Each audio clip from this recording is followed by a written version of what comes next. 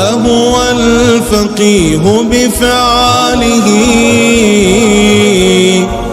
ليس الفقيه بنطقه ومقاله. بسم اللہ الرحمن الرحیم۔ محمد عثمان صاحب نے اٹک سے سوال کیا کہ عید کے دن سیویاں بنانا کیسے ہے؟ بھائی عید کے دن سیویاں بنانا ٹھیک ہے، کھاؤ عید کے دن سیویاں کھاؤ، حلوے بناؤ، جو مرضی کرو، یعنی اس میں کوئی اتنی سختی نہیں ہے کہ دین ہمیں اتنی سختی کا حکم دیتا ہے کہ بھائی عید کے دن یہ چیز کھانی ہے۔ تو یہ جو چیز ہیں یہ ہماری عادات ہیں، یہ ہمارے عرف کے ساتھ تعلق رکھتی ہیں۔ تو دیکھیں بہت سارے لوگ جو سختی کرتے ہیں کہ عید کے دن سیویاں بنانا ٹھیک نہیں ہے، حلوہ ٹھیک نہیں ہے، بدعت ہے، تو وہ شریعت مطہرہ کی جو اصل روح ہے اس سے ناواقف ہیں۔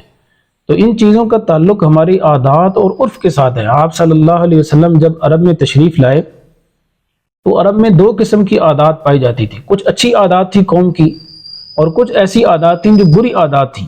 تو آپ صلی اللہ علیہ وسلم نے جو ان کی اچھی عادات تھیں ان کو برقرار رکھا اور آپ نے ان کو اپریشیٹ کیا۔ ہاں جو بری عادات تھیں تو آپ صلی اللہ علیہ وسلم نے ان کی درستگی فرمائی۔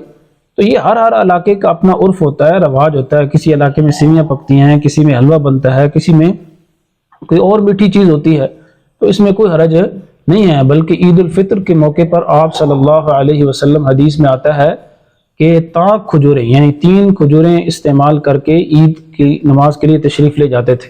تو علماء نے لکھا ہے کہ عید کے دن عید الفطر میں اگر کوئی آدمی عید کی نماز سے پہلے میٹھی چیز کھا کر جو ہے عیدگاہ میں جائے تو یہ مستحب عمل ہے۔